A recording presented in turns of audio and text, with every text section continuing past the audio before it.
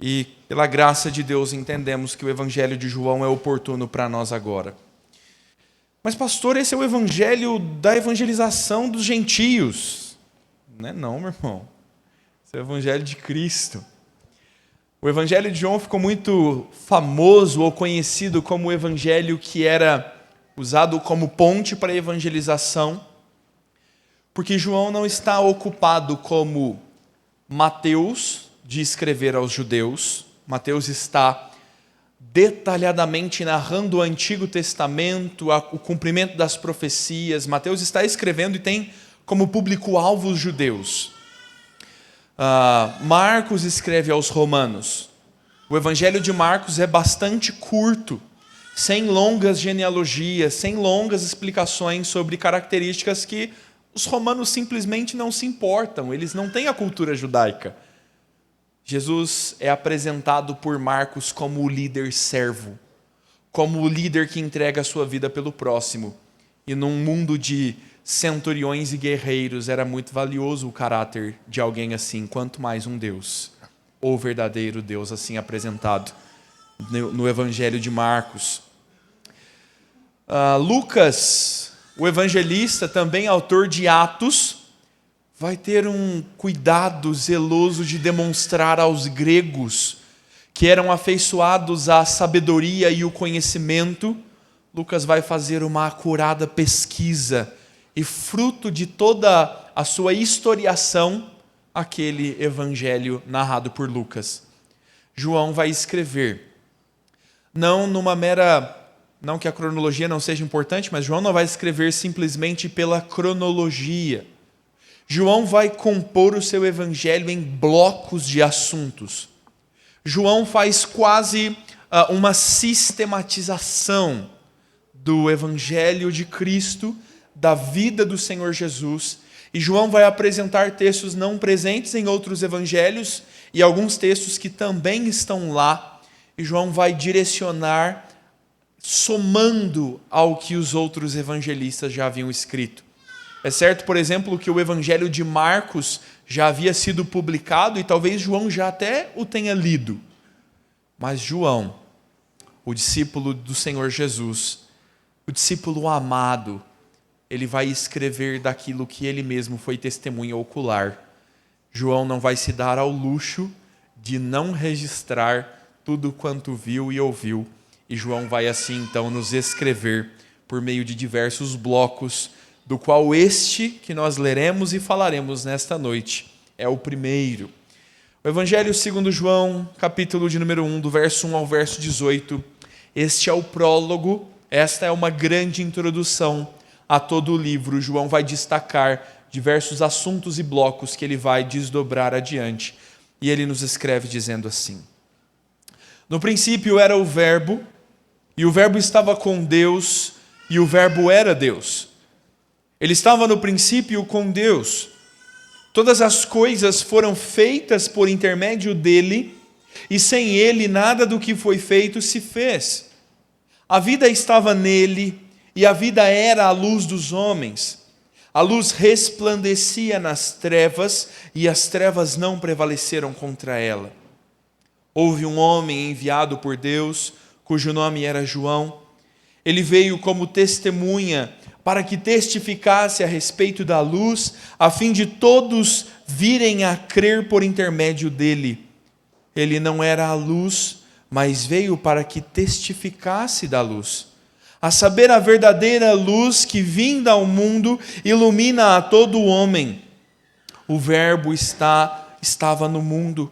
O mundo foi feito por intermédio dele, mas o mundo não o conheceu. Veio para o que era seu e os seus não o receberam. Mas a todos quantos o receberam, deu-lhes o poder de serem feitos filhos de Deus, a saber, os que creem no seu nome, os quais não nasceram do sangue, nem da vontade da carne, nem da vontade do homem, mas de Deus. E o Verbo se fez carne e habitou entre nós, cheio de graça e de verdade, e vimos a sua glória, glória como do unigênito do Pai. João testemunha a respeito dele e exclama: Este é quem eu disse, O que vem depois de mim tem, contudo, a primazia, porquanto já existia antes de mim. Porque todos nós temos recebido da sua plenitude e graça sobre graça, porque a lei foi dada por intermédio de Moisés, e a graça e a verdade vieram por meio de Jesus Cristo. Ninguém jamais viu a Deus, o Deus unigênito que está no seio do Pai é quem o revelou. Vamos orar, meus irmãos, mais uma vez pedindo graça ao Senhor. Pai amado, nós estamos diante da Tua palavra, Senhor, e nós queremos ver o Senhor Jesus, queremos conhecê-lo como Ele é, queremos nos aprofundar no Salvador e no Redentor da nossa alma, aquele que vive em nós, que operou para a nossa salvação e que nos dá esperança eterna em quem aguardamos. Nos dá, Senhor, da Tua graça, para hoje enxergarmos o nosso Redentor através da Escritura, meditarmos na pessoa e na obra de Cristo e sermos moldados conforme o Seu caráter. Trata o nosso coração, Pai, nós precisamos conhecer Jesus. Nós precisamos nos livrar dos enganos que este mundo produz em nós e conhecê-lo como Ele é. Nos dá, Senhor, conhecimento puro e cristalino. É só a Tua palavra que pode nos conceder isso. Por isso clamamos na fidelidade e misericórdia do Senhor. Ensina-nos a palavra. É o que nós oramos, é o que nós pedimos em nome de Cristo Jesus. Amém. Meu irmão, você gosta de dormir no escurinho? Ou você é daqueles que não se importa com uma luz na janela? É muito curioso como você está lá no seu quarto escuro, numa manhã de domingo, antes do despertador tocar para vir para a reunião do Dan, e ontem você deixou uma frestinha da janela aberta. E parece que um pequeno facho de luz ilumina todo o quarto. Você já teve essa experiência? Quando de madrugada você olha aquele pontinho de luz vermelha da sua televisão e durante o dia ele nem existe, mas de noite parece que ele clareia o quarto inteiro. Já reparou isso? Eu gosto muito de acampar, meu irmão. O acampamento da igreja, se tudo der certo, eu vou dormir na minha barraquinha lá. Ah, meu irmão, Abraão viveu em tendas, por que eu não posso? Nós lá em Minas subíamos a serra da cidade, montávamos lá a nossa fogueira e a nossa barraquinha. E havia algumas noites onde não havia lua. Sabe aquelas noites, meu irmão, que você olha no horizonte e você não vê a silhueta da montanha? Talvez você não saiba, você mora em Guarulhos, o céu aqui é cinza, né? Eu sei. De noite aqui, no máximo, é cor de rosa o nosso céu em Guarulhos. Mas há algumas noites muito escuras. E quando a gente se afasta um pouco e caminha para um pouco longe da fogueira, você percebe como aquela pequena fogueira ilumina bastante ao seu redor.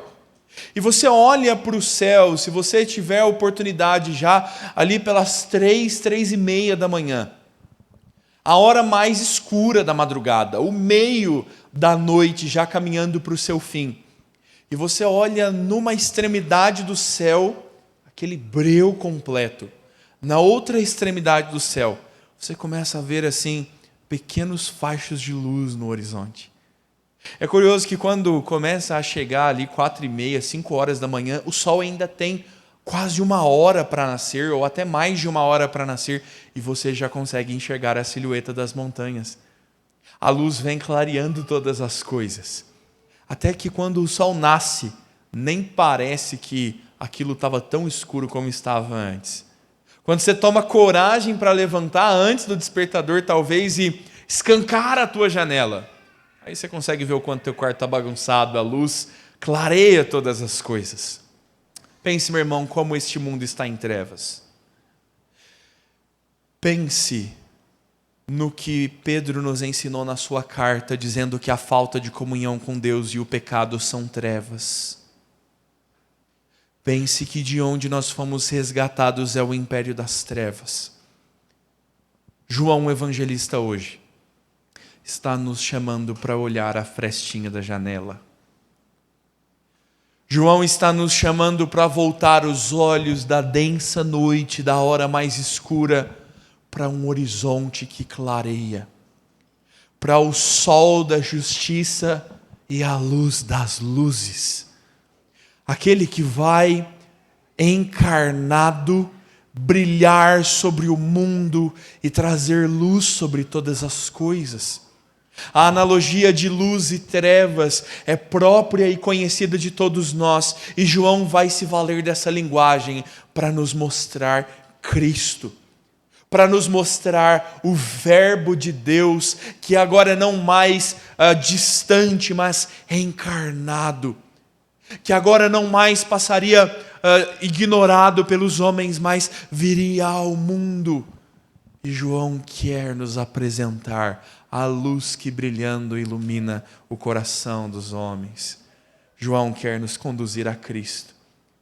Eu quero pensar contigo nesta noite, meu irmão, sobre esta gloriosa revelação, sobre esse glorioso alvorecer de uma luz sobre todas. Quero pensar contigo sobre a revelação do Verbo de Deus. É sobre este tema que nós trataremos esta noite, a revelação do Verbo de Deus. E faremos isso em 4 ensinos, 4 pontos em que o texto nos apresenta. O primeiro deles, do verso 1 ao 5, falaremos sobre o Verbo que é verdadeiro Deus. Do verso 6 a 8, falaremos sobre o anúncio do Verbo de Deus. O verso 10 a 14, falaremos sobre o Verbo de Deus como verdadeiro homem. E por fim, do verso 15 ao verso 18, nós falaremos dos efeitos da encarnação do Verbo. Quais são os resultados do Verbo de Deus estar encarnado? Meu irmão, nós precisamos conhecer este Messias, precisamos conhecer este Filho de Deus. E o evangelista vai nos conduzir a este conhecimento, primeiro fazendo um grande resumo de tantos assuntos que ele vai tratar. João chamando Cristo do Verbo, aquele que estava no princípio, a luz do mundo, que resplandece sobre as trevas, falando daquele ao qual João prepara o caminho, da luz que é testificada por João, falando sobre a rejeição dos que eram seus e da fé daqueles que creem. João está detalhando tudo o que ele narrará ao longo do seu evangelho. A fala de João, no verso 1 ao verso 18, é para nós um grande anúncio daquele que é o Verbo do Senhor. E João começa a nos mostrar, então, em primeiro lugar, o caráter divino, o Verbo que é genuinamente Deus. Este é o Verbo que estava no princípio. O Verbo de Deus é aquele que estava lá no começo de todas as coisas. Lembre-se, meu irmão, da narrativa de Gênesis, quando as trevas cobriam a face do abismo, e disse Deus: haja luz. Olhe como trevas e luz estão presentes na narrativa da criação. Tal como agora João está dizendo que trevas e luz estão presentes naquele contexto e também no nosso. E talvez você pense: tá bom, pastor, tem trevas e luz e o Verbo. O Verbo é a palavra de Deus. O Verbo, ele é a ação ordenada pelo Senhor. O Verbo é o disse Deus. E pela palavra do seu poder foram criadas todas as coisas. Pelas ordens da fala divina houve luz. Fez-se separação entre noite e dia, sobre terra e mar. Nasceram árvores frutíferas, nasceram elementos para marcar o sol, para marcar o dia, e a lua para marcar a noite. Todas as coisas, porque ele disse. E agora João está nos dizendo que este que é o Verbo, a palavra dita por Deus, este é o Filho. Este é aquele por meio de quem todas as coisas foram feitas. O Filho é o instrumento da criação. E João está dizendo que este que veio ao mundo é aquele que estava no princípio, e todas as coisas foram feitas por intermédio dele. Para que fique bem claro, nada do que você vê foi feito sem ele. João nos diz: a vida estava nele. Ele é o autor da vida. Ele é aquele que trouxe o mundo à existência. João está nos apontando o caráter do verdadeiro Deus, a divindade de Cristo, dizendo que esta luz resplandece nas trevas e as trevas não prevalecem contra ela. As trevas não podem resistir ao poder da divindade quando Deus anuncia haja luz. O mundo não pode resistir no pecado quando o mesmo verbo, em mesmo poder, graça e glória, encarna e vem ao mundo para vencer as trevas. João quer que os seus leitores leiam o Evangelho sob essa perspectiva, conhecendo o verdadeiro Deus, sabendo que de fato este é o Cristo, o Salvador do mundo, e nós não poderíamos nos dar ao ledo engano de nos esquecer da divindade de Cristo, de nos esquecer que só um verdadeiro Deus, só aquele que tem poder sobre todas as coisas, só aquele que tem em si a vida, e nele sendo a vida é a luz dos homens, só aquele que tem em si a vida pode morrer como um homem e pode trazer de volta a vida como Deus. Se não crermos na divindade de Cristo, seremos no máximo teólogos liberais, crendo que Cristo ressurgiu nos nossos corações. Nós vamos despir Deus da sua glória e do seu poder soberano. E nós precisamos olhar para Cristo, o Verbo de Deus como Ele é, não anulando a divindade de Cristo. Ele é o Verbo da criação, poderoso o suficiente para agir em graça, em vida, produzindo o que é necessário. Meu irmão, por que nós nos relacionamos com Jesus como se Ele fosse um Deus fraco? Lembra do Hulk lá no Vingadores? O Loki, personagem, vilão do primeiro dos filmes, ele se levanta e diz: quem é você, criatura nojenta? E o Hulk pega ele pelo pé, chacoalha de um lado para o outro e diz: Deus fraco. Nós tratamos o Senhor Jesus assim. Nós olhamos para Jesus e nós questionamos o poder de Deus. Questionamos o poder de Cristo para tratar os nossos pecados. Quando nós soberbamente dizemos: nem eu me perdoo dos meus pecados, Jesus não vai me perdoar.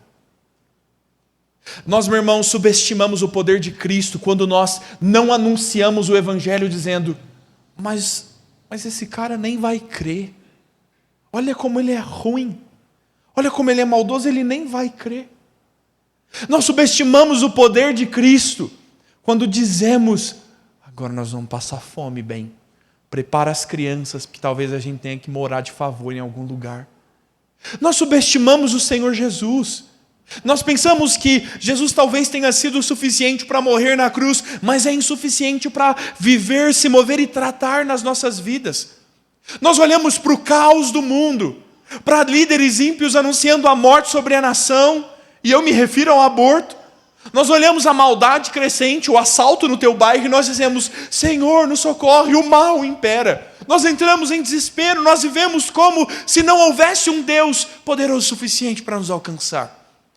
Nós pensamos que Cristo foi muito poderoso para vencer a morte, mas nós vivemos com medo de morrer, porque talvez Ele não seja mais tão poderoso assim. Meu irmão, João está nos lembrando da divindade de Cristo e nos chamando a pensar: que mal pode resistir a Cristo? Que trevas dentro dos nossos corações ou no mundo em que vivemos é tão grande que possa resistir ao poder do Verbo de Deus que diz: haja luz. Cristo é verdadeira divindade, verdadeiro Deus, e encarnado vem para resplandecer a luz nas trevas e vencê-las. Que nós confiemos em Cristo como verdadeiro Deus. Não somente isso, meu irmão, segundo o ensino do texto, João passa a nos dizer que este Verbo de Deus, que este que é existente desde todos os tempos, preparou um momento para vir intervir pessoalmente, encarnado no mundo. Não é fato que Deus não tenha intervido antes. Hoje pela manhã falamos sobre Jacó lutando com a figura de Cristo no Val do Jaboque. Nós vemos intervenções divinas em toda a história. Mas, meu irmão, nós veremos João anunciar a encarnação do Verbo. E João passa a nos dizer que o verbo de Deus é anunciado, do verso 6 ao verso 8. Em um segundo ensino, o evangelista João vai fazer referência a João Batista agora, àquele que é delegado por Deus, que é enviado por Deus para ser uma testemunha que testifica a respeito da luz. João Batista é uma figura marcante do Evangelho de João, é a voz que clama no deserto e prepara o caminho para a vinda do Redentor. Não se engane, meu irmão, pensando que é tão somente João Batista que faz isso. Gálatas 4:4 nos diz que na plenitude dos tempos nasceu Cristo, sob a lei, nascido de mulher. Na plenitude dos tempos, Deus governou todas as coisas para que no momento perfeito e planejado Cristo viesse. Mas agora o evangelista, o discípulo amado, está nos falando de uma ação específica de Deus a enviar um homem que testificaria sobre a luz de Cristo. Qual era o grande trabalho de João Batista? O verso de número 7 nos diz: este é aquele que testifica da luz para que todos viessem a crer por meio dele. O trabalho de João Batista não é se exaltar. O trabalho de João Batista nunca foi se erguer como um grande pregador. E esse era convincente, hein? Este era um pregador que ajuntava publicanos, fariseus, gentios, todo tipo de gente se assentava para ouvir João. E não pregava coaching, João, meu irmão. João não pregava, você é precioso, ouro de Orfir. João pregava, arrependei-vos, raças de víboras. A palavra de João era dura. E João estava anunciando o pecado do povo. João estava demonstrando a ira do Deus Todo-Poderoso e Justo que está sobre o povo. A ira que está sobre mim e você se não temos Cristo. João está mostrando quão escura é a noite. João está anunciando a miséria do pecado e conclamando os homens ao arrependimento para mostrar qual o tamanho das trevas em que os homens estão, para que então brilhe a luz, para que na hora mais escura surja o facho de luz no horizonte, no tempo determinado por Deus, Cristo. O evangelista nos diz que João não era a luz, mas ele veio dar testemunho da luz. A verdadeira luz que vinda ao mundo ilumina a toda a humanidade. João Batista está não trazendo glória para si, mas apontando para Cristo. Cristo que é a luz genuína. Cristo, o Senhor Jesus, que viria anunciado por João, não para ser mais um Messias, mais um Salvador. É você, aquele Judas que ajuntava homens no deserto? Jesus é perguntado, não. Ele não é, meu irmão, uma mera fagulha. É o sol da justiça. Ah, meu irmão, como eu amo ouvir a banda Resgate quando eles cantam entre duas cruzes, brilha a luz das luzes. É Cristo. E João está preparando o caminho para a vinda de Cristo. A luz que vinda ao mundo ilumina a todo homem. Talvez você olhe e diga, será, pastor? Maria Helena diria, seriam todos os homens iluminados pela luz de Cristo? Meu irmão, o texto grego nos ajuda a entender um pouco melhor que o evangelista está narrando não é o fato de que cada ser humano no mundo receberia a luz de Cristo e creria nesta luz que espanta as trevas. Mas João está dizendo que a todos os homens a luz o ilumina interiormente. A ideia expressa, o verbo usado por João está ligado a iluminar o interior. Está ligado a como acender a lâmpada de um quarto e iluminar o interior de um cômodo. Cristo é a luz que, quando resplandece sobre as nossas vidas, ilumina toda a nossa vida, ilumina todo o interior. E quando você acende a luz, você fala, rapaz, esse quarto está bagunçado com força. Você sabe uma das coisas que são curiosas de acampar? De dormir no mato lá, num lugar sem luz, você já teve a experiência de fazer. Às vezes você acorda de manhã e quando o sol raia, você olha para os seus pés e você fala, rapaz, o que eu fiz? Como é que eu estou sujo de terra? Às vezes você olha as suas mãos e no escuro da noite você até tinha esfregado bem com aquela garrafinha de água. E a luz demonstra quão sujas estão as suas mãos. Isso é uma experiência real. Meu irmão, a luz de Cristo ilumina o nosso interior a ponto de demonstrar o quanto nós estamos em trevas. E a tarefa de João é apontar aquele que iluminará o interior do homem e dissipará as trevas dos corações. Nós precisamos olhar para esse texto e pensar no anúncio de Cristo. Precisamos guardar as devidas proporções, porque João Batista teve uma tarefa muito bem determinada. E você não é chamado tal como João Batista para preparar a encarnação de Cristo. Não é esse o teu chamado. Mas, meu irmão, é impossível para mim pensar se nós não estamos testemunhando a luz de Cristo para aqueles que estão em trevas. Se nós não deveríamos, como João, conduzir os homens perdidos e andando no escuro, apalpando as paredes, tentando encontrar algum norte, será que nós não os deveríamos conduzir à plena luz? Será que nós não deveríamos brilhar a luz de Cristo e nos pôr como cidade sobre a montanha, como lâmpada pendurada no candeeiro e iluminar toda a casa?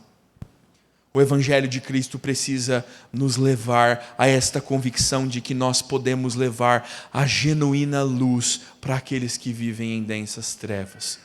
Como é que você leva a luz de Cristo, meu irmão? Ou será que, chegando na rotina da semana, encontrando o teu amigo que não gosta de crente, mas você gosta da amizade, você diz, opa, deixa eu esconder minha luz. Deixa eu tomar bastante cuidado para que ninguém perceba que Cristo iluminou todas as coisas dentro do meu coração e pôs fora o meu pecado. Deixa eu tomar um pouco mais de cuidado, porque vai que alguém percebe que eu sou alguém que não anda em trevas, e aí eu vou ficar sem turma, né, adolescentes? Meus irmãos, você precisa, meu irmão, brilhar a luz de Cristo. A luz de Cristo é o que vai dissipar as trevas do nosso interior. Nós às vezes andamos em trevas, meu irmão. Nós entregamos o nosso coração à tristeza, à amargura e nos esquecemos da luz de Cristo. Nós nos deixamos levar pelas trevas deste mundo e nos entregamos aos temores e às preocupações e nós andamos depressivos. Nós andamos ansiosos e inquietos porque não cremos em uma luz, em um verbo que é verdadeiro Deus. Nós andamos tantas vezes no nosso interior repleto de pecados e nós não queremos nos aproximar de Cristo, porque se nós formos para a luz, vai ficar evidente o quanto está sujo o nosso coração. O Senhor Jesus vai iluminar o teu interior, meu irmão. Você precisa de Cristo para pôr luz para dentro do teu coração e só Ele pode revelar aquilo que está oculto no coração dos homens. Tá bom, pastor, eu não quero fazer isso. Meu irmão, você pode no máximo adiar. Você pode agora, pela graça, receber o Senhor Jesus que nos é ofertado no Evangelho e abandonar os teus pecados, lutar contra a tua tristeza, enfrentar o caos e a maldade desse mundo. Você pode. Ou se você decidir não fazer isso, a Escritura nos diz que não há nada em oculto que não venha a ser revelado. E o dia em que brilhar o sol da justiça será dia pleno, e Deus manifestará as obras dos homens e os desígnios dos corações. Se ponha perante a luz do mundo para receber graça, meu irmão. Porque se não tratarmos o nosso coração no perdão de Cristo, a luz iluminará os nossos pecados, para que recebamos justa paga por eles. E este é juízo justo de Deus sobre nós. Nós precisamos nos voltar para a luz de Cristo. Me deixe fazer um pequeno adendo antes de passar para o próximo ponto. Maria vai visitar sua prima Isabel.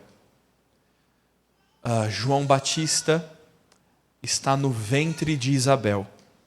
O Senhor Jesus está no ventre de Maria. Quando João Batista está na presença do Redentor ainda aqui no ventre, Maria diz que João Batista estremece. Maria diz que no seu ventre estremeceu a criança. E João Batista adorou a Jesus Cristo, nosso Senhor, ainda no ventre. Como poderíamos nós não lutar contra o aborto? Como poderíamos nós ser negligentes? Que Deus tenha misericórdia de nós e nos ilumine com a luz de Cristo. O verbo de Deus, meu irmão, é verdadeiro homem e é anunciado. E o verbo de Deus, do verso 10 ao verso 14, agora é narrado por João, não somente como Deus Todo-Poderoso, o verbo da criação que nos parece tão distante. João agora vai dizer que este verbo, a palavra pela qual todas as coisas foram criadas, este verbo se encarnou, meu irmão. Veja que coisa fantástica quando agora o verbo de Deus é revelado como verdadeiro homem. Se ele deve ser verdadeiro Deus e ter o poder da vida em si para ressurgir dos mortos, ele deve ser verdadeiro homem, porque Deus não é suscetível à morte.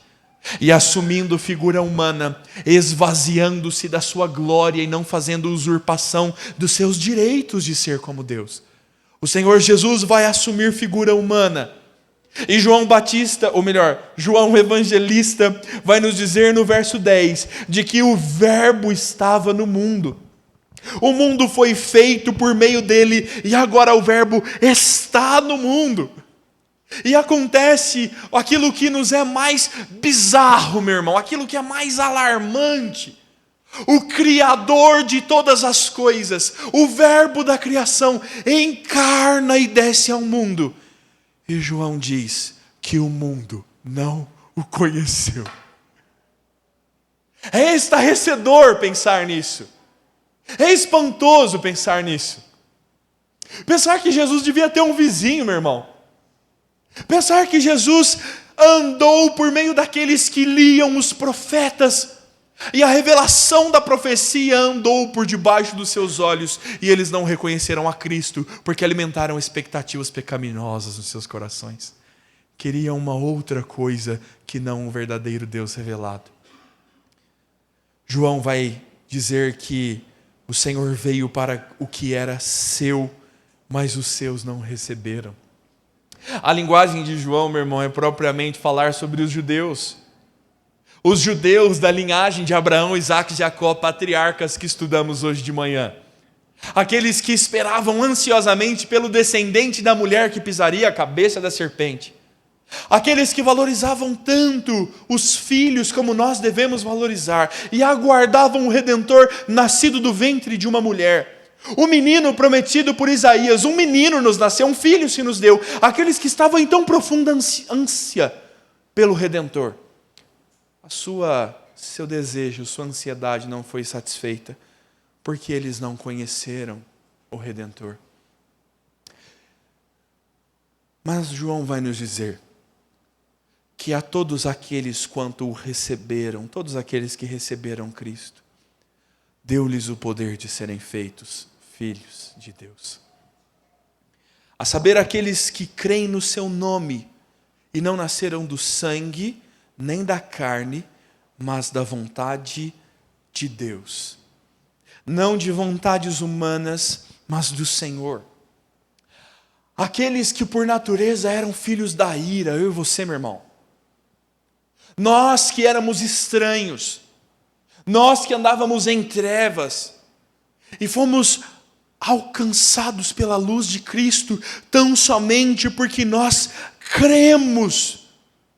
E Deus vai nos mostrar, tanto no Evangelho de João, quanto no livro de Romanos, que o verdadeiro israelita, o verdadeiro descendente, aquele para quem ele de fato veio, não são os que são de etnia judaica, são aqueles que creem com a mesma fé com que Abraão foi justificado. Abraão creu e isso lhe foi imputado para a justiça. Meu irmão, Deus está dizendo, creia e você será justificado dos seus pecados. O verbo de Deus, meu irmão, aquele que ordenou e as coisas foram criadas, aquele que fez a Chapada dos Guimarães, aquele que fez Arraial do Cabo e as Ilhas Maldivas. Você consegue imaginar isso, meu irmão? O verbo de Deus que formou a Serra da Cantareira, o verbo de Deus que fez o Mar Morto e um grande monte onde estaria Jerusalém, agora ele se encarna e ele pisa na terra que ele mesmo criou. E os homens não o conhecem. E os homens não o recebem, mas o rejeitam. E o evangelho da graça nos é aqui apresentado. A todos aqueles que olham para Cristo e podem conhecer o verdadeiro Deus encarnado, recebem poder para serem feitos como Ele, filhos de Deus. João vai dizer no verso 14 agora: o Verbo se fez carne e habitou entre nós, cheio de graça e verdade, e vimos a glória do unigênito do Pai. Meu irmão, você não pode falar que é ruim acampar. Sabe por quê? Habitar aqui é montar tenda. Pense como é natural no Antigo Testamento essencialmente morar em tendas. Pense como antes do templo, o Senhor nosso Deus habitava em tendas, no tabernáculo, a tenda do encontro. Olhe, meu irmão, a profundidade do que João está nos dizendo. Deus montou a sua tenda entre nós. Ecoa na minha memória a fala do já falecido reverendo Deuel nos ensinando João, lá no Ibel, e o reverendo Deuel nos dizendo: Ele tabernaculou conosco. Meu irmão, Cristo humilhou a si mesmo para viver nessa vida pueril e miserável. Ele não pecou e andou num mundo de pecado. Aquele que é infinito limitou-se voluntariamente à humanidade, abriu mão da sua glória como Deus para tabernacular, habitar entre nós, cheio de graça e de verdade. E então João vai dizer: vimos a sua glória. João vai dizer: nós vimos a glória como do unigênito do Pai. Não se dê ao engano de uma Bíblia adventista, como os irmãos estudaram aqui no sábado. Não é a glória como de um unigênito, é o Filho de Deus encarnado. Cristo Jesus, verdadeiro Deus Todo-Poderoso, verdadeiro homem que comunica conosco e habita entre nós. Meu irmão, deixe-me trazer você à realidade deste texto e pensar sobre a humanidade de Cristo. Em primeiro lugar, na terrível coisa de não conhecê-la. Na terrível coisa de ver Cristo passar por sobre os seus olhos e não contemplar a glória do unigênito de Deus. De ver a luz das luzes brilhando e não enxergá-la pela cegueira do pecado. É doloroso quando Paulo escreve aos Romanos. Paulo escreve aos Romanos no capítulo de número 1, a partir do verso 18, dizendo assim: a ira de Deus se revela contra toda a impiedade e injustiça dos homens, que por meio da sua injustiça suprimem a verdade. Mas como os homens poderiam suprimir a verdade? Por que Deus estaria irado com eles? Romanos 1,19. Porque o que se pode conhecer a respeito de Deus é manifesto entre eles. Deus lhes manifestou. Os atributos invisíveis de Deus, o seu eterno poder, a sua divindade, claramente se reconhecem desde a fundação do mundo, sendo percebidos por meio das coisas que Deus fez. Por isso o ser humano é indesculpável, porque tendo conhecido a Deus, não o glorificaram como Deus, nem lhe deram graças. Pelo contrário, se tornaram nulos em seus próprios raciocínios, e o coração insensato deles se obscureceu. Dizendo-se sábios, se tornaram tolos, e trocaram a glória de Deus incorruptível por imagens semelhantes ao do ser humano corruptível, a aves, quadrúpedes e aos répteis. Me deixe chamar você a uma coisa, meu irmão. Me deixe dizer algo essencial. Não troque a glória de Deus pela imagem humana. Não troque, meu irmão, o Cristo Redentor, que entregou-se na cruz do Calvário, morreu como um homem e ressuscitou como Deus. Não entregue o sacrifício de Cristo para merecer a salvação pelas suas mãos e as suas obras. você nunca será suficiente. Não entregue, meu irmão, a pureza da verdade revelada na palavra, verdades eternas do verbo da criação, revelados na palavra. Não os troque pelas mentiras deste mundo. Não os troque pelo tempo divagado nas tuas redes sociais e uma Bíblia empoeirada na sua prateleira.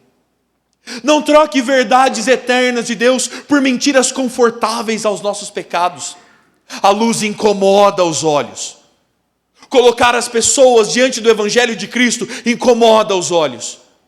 Erguer-se e clamar que salvação e redenção só há em Cristo e fora de Jesus só há condenação, incomoda os homens. E nós queremos ser ecumênicos, nós queremos encontrar outras verdades. Dizer que divórcio é pecado incomoda. Dizer que julgo desigual é pecado incomoda. Dizer que não existe mentirinha do bem incomoda. É luz sobre os olhos de gente que está em trevas. Cega. A luz nos dá aquele momento de flash. E nós dizemos, por favor, apaga a luz, quero dormir mais um pouco. Obscurecidos no erro e no engano. Meu irmão, não troque a glória de Cristo por nada. Meu jovem, ouça o que Cristo quer de você e viva na luz. Meu irmão, minha irmã, abra mão de tudo quanto há no império das trevas e as coisas que têm preenchido o nosso coração, que são opostas ao Evangelho de Cristo, e nós desejamos mais as glórias deste mundo do que a glória do unigênito do Pai. Este é um chamado do Evangelho de Cristo para contemplar o Redentor e se deleitar nele. Meu irmão, você precisa crer em Cristo para a vida eterna. E você precisa encontrá-lo e encontrar este regozijo de dizer, Ele é o meu amado. Eu pertenço ao meu Cristo. Eu sou o rebanho do seu pasto e das mãos de Cristo ninguém me arrebata. Você precisa encontrar-se naquele que ofertou a sua própria vida de valor inestimável como um Deus, perfeito como é. Entregou por você, meu irmão, pelos teus pecados, e agora te oferece de graça, dizendo, creia, se arrependa e se achegue. Você precisa encontrar Cristo, meu irmão. Se Cristo não te satisfaz, nada mais te satisfaz. Se Cristo não for razão suficiente para você ser membro de uma igreja, nada mais vai ser. Se Cristo não for razão suficiente para você ser fiel no seu matrimônio, nada mais vai ser. Cristo precisa ser suficiente para satisfazer as nossas razões intelectuais. Cristo é suficiente para a nossa salvação e nós não precisamos de méritos em boas obras. Cristo é suficiente na sua condescendência. Cristo é suficiente para entender o seu sofrimento, meu irmão. Ele é homem de dores que sabe o que é padecer. Cristo Jesus não usurpou o ser como Deus, Ele viveu em sofrimento neste mundo. Pense que coisa maluca. Nós vemos a Bíblia nos narrando o verbo da criação, o rei de toda a glória, o criador do mundo, chorando a perda de um amigo. Jesus sabe o que é sofrer. Meu irmão, o Senhor Jesus não é um sacerdote que não se compadece. Se há alguém que pode entender os teus anseios, as tuas crises, as tuas inquietações, é Cristo. E não há outra pessoa no mundo que satisfaça o teu coração. Não há um profissional tão bom que te ouça por horas e horas e horas falar da tua vida e te ofereça soluções melhores do que aquele que sabe o que se passa no teu coração. Cristo é suficiente. Nós precisamos voltar àquilo que os pais da igreja nos mantiveram firmes e sólidos. Somente Cristo. É tão somente dele que nós precisamos.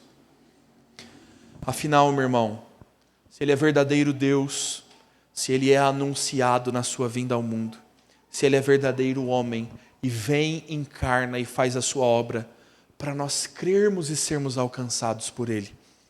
Quais são os efeitos disso? Em quarto e último lugar, do verso 15 ao verso 18, João nos fala dos efeitos da encarnação do Verbo. O verso 15, João nos diz: João, o Batista, dá testemunho a respeito dele e exclama: ele é aquele a quem eu dizia, ele vem depois de mim, mas é mais importante do que eu, porque já existia antes de mim. Porque todos nós temos recebido da sua plenitude, e graça sobre graça, porque a lei foi dada por meio de Moisés, e a graça e a verdade vieram por meio de Jesus Cristo. Ninguém jamais viu Deus, o unigênito que está junto ao Pai é quem o revelou. João Batista está, afinal, testificando, João, o evangelista, o autor do livro, está nos narrando o que João Batista vai fazer adiante, encontrando-se com Cristo e dando seu testemunho sobre o Senhor Jesus. João Batista veio antes. João Batista é o primo mais velho. João Batista nasceu um pouquinho antes do Senhor Jesus. E veja que coisa curiosa, mais uma vez, João dizendo: tá certo que eu vim primeiro. Eu comecei a pregar antes, mas ele existe antes de mim. João Batista vai conduzir os irmãos a pensarem na eternidade deste Deus Todo-Poderoso. E João vai dizer daquilo que nele recebemos, a sua plenitude. O que é que nós recebemos de Cristo? Tudo quanto precisamos, a plenitude. Recebemos toda a divindade de Cristo nele manifesta. Não mais nos falando por meio de profetas, não mais nos falando por meio de revelações de reis, mas agora nos falando na pessoa do Filho. Que mais nós precisaríamos para conhecer a plenitude de Deus, que não nos foi dado em Cristo Jesus? E João vai dizer: graça sobre graça. Bem empilhadinho para um pecador como eu e você. Recebemos em Cristo, meu irmão, os efeitos da vinda do Senhor Jesus, para conceder da sua plenitude e graça sobre graça a nós. Ainda que a lei já tivesse sido dada por meio de Moisés e não suficiente para a salvação. A lei sendo como aquele instrumento que revela o nosso pecado. Agora, a graça e a verdade vieram por meio de Jesus Cristo, para que seja anunciado um evangelho de misericórdia por todo o mundo. Para que aqueles que não têm dinheiro, como diz o profeta Isaías, venham e comprem sem preço. Venham e comprem sem dinheiro. E se alimentem e se fartem. Graça sobre graça, revelada por meio de Jesus Cristo, para que toda bota que pisa sangue na batalha seja queimada em fogo. E Cristo comece a anunciar o seu reino de glória sobre a terra, que há de ser consumado na plena extinção das trevas do último dia. Graça sobre graça, graça e verdade, reveladas por meio de Jesus Cristo. Aquilo que ninguém jamais viu, aquilo que no Antigo Testamento era razão de temor do povo. Moisés subia ao monte, o chão estremecia, o monte tinha nuvens densas sobre si, relâmpagos e trovões saíam do monte Sinai, o estrondo da voz do Senhor era ouvida. A glória de Deus manifesta. O profeta Isaías, vendo a glória do Senhor, e dizendo: ai de mim, sou um homem de lábios impuros, que será de mim agora? Vi a glória do Senhor. A glória que não foi contemplada no Antigo Testamento. João está dizendo: ninguém jamais viu, o unigênito do Pai revelou a glória do Senhor. A glória de Deus é revelada em Cristo, meu irmão. E se você se achegar ao Senhor Jesus, a glória é suficiente para nós, para satisfazer o nosso coração, para nos encontrarmos nele. Na beleza da sua santidade, na profundidade do seu amor, na condescendência da sua misericórdia, encontrar-se em Cristo e se apegar à tão maravilhosa glória revelada no Filho de Deus. Deixe-me, afinal, meu irmão, falar contigo sobre 3 coisas. A primeira delas, sobre a plenitude do Senhor. Encha-se. Por esta razão escolhi, que eu sou bem egoísta. A comissão de acampamento falou comigo: escolhe aí, pastor, qual o nosso tema? plena satisfação em Deus. Nós vamos falar, ouvir, pregar sobre a nossa plena satisfação em Deus, porque somos insatisfeitos demais. E a plenitude que nós precisamos está em Cristo.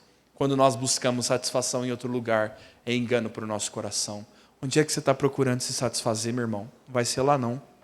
Não é lá que está. A nossa plenitude só está em Cristo. É a graça de Jesus e não a lei de Moisés que nos justifica. Por que você é tão legalista, meu irmão? Por que você cobra a obediência tão plena dos seus filhos e não oferece a eles a graça e a misericórdia de Jesus? Essa semana eu fui comprar pãozinho no mercado. Você busca um pãozinho também? E a menina me entregou o pão e falou assim: ai, moço, como é que pode, né? Deus perdoa a gente tão tranquilo, Deus é tão bondoso perdoar a gente não perdoa os outros. Por que a gente é assim? Deitei e rolei, né, meu irmão? Estava sem fila, debrucei no balcão. Por que nós vivemos na lei e exigimos perfeita obediência a Deus dos nossos esposos e esposas e não concedemos perdão? Por que a gente é tão legalista? Por que a gente é tão duro com o pecado do próximo? A mesma graça que nós recebemos, nós devemos conceder. Perdão é graça, meu irmão. Por que você está procurando merecer? Por que você tem que ser membro da igreja, presbítero, diácono, dar aula, fazer? Meu irmão, não são essas as coisas. As coisas que satisfazem são a plenitude de Cristo, não a plenitude do cumprimento da lei. A gente precisa se encontrar na graça. E por fim, meu irmão, eu quero te convidar a conhecer o Senhor. Vai dedicar tempo, meu irmão, com o unigênito do Pai. A glória de Cristo está ofertada. O conhecimento do Deus Todo-Poderoso está ofertado em Cristo.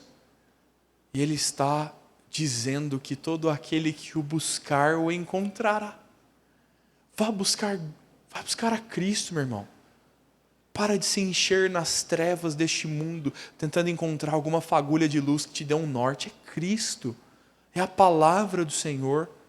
Vá perguntar para Ele o que Ele quer de você. O que é que Cristo quer para a sua vida, para a sua casa, para a sua família? Vá ter com o Senhor Jesus, meu irmão. É dele que nós precisamos. É dele que nós precisamos. Que Deus nos dê graça e misericórdia suficientes para vivermos em Cristo Jesus. Vamos orar, meus irmãos, mais uma vez. Quero convidar o conjunto a se colocar à frente. Nós vamos orar e em seguida estaremos encerrando o nosso culto. Quero assim convidar a igreja também a se colocar de pé. Vamos orar ao Senhor, pedindo misericórdia a Deus.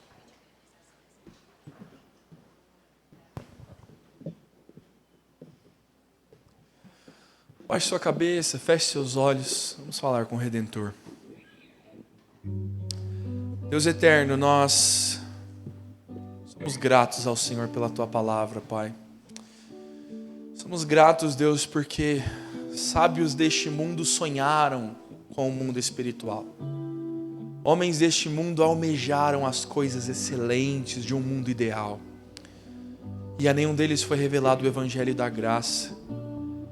E a nós foi revelado o Cristo encarnado, o Verbo da criação, se dando em nosso lugar, por misericórdia à nossa vida, e nos dando agora poder para sermos feitos filhos de Deus. Obrigado, Senhor, por tão grande bênção, Pai. Obrigado, Senhor, por tão grande amor Teu de nos alcançar, Deus, e nos arrancar do império das trevas. Queremos orar, Deus, pedindo que a luz do Senhor ilumine o nosso homem interior. Ilumina, Senhor, as trevas que residem no nosso coração e arranca de nós os nossos pecados. Dá graça sobre graça que nós carecemos, Pai. Nos dá da Tua misericórdia, Senhor. Nos dá, Senhor, da plenitude de Cristo, da vida satisfeita, daqueles que encontram o Redentor como um bom amigo. Nos dá, Senhor, a convicção de que nós não precisamos de nada além de Cristo. nos faz satisfeitos na pessoa do nosso Redentor. Nos ajuda a olhar para o Verbo encarnado, ver a glória de Deus nele, ver a humanidade que é misericordiosa e condescendente, e ver o efeito da sua obra nas nossas vidas, e podermos viver com Cristo para sempre. É o que nós oramos, é o que nós pedimos em nome de Jesus. Ainda de pé, irmãos, receber a bênção do Senhor.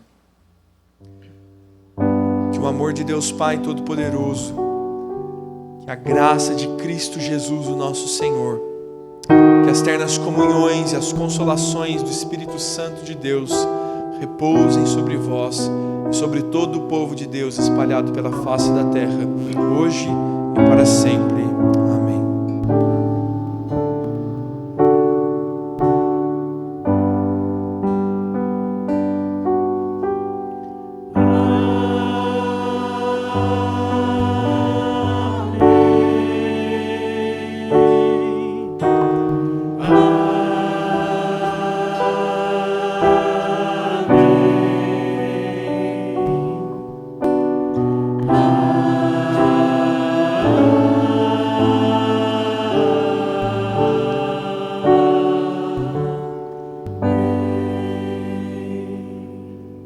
Você pode se assentar. Vamos ouvir os nossos irmãos que nos conduzirão no pós-lúdio.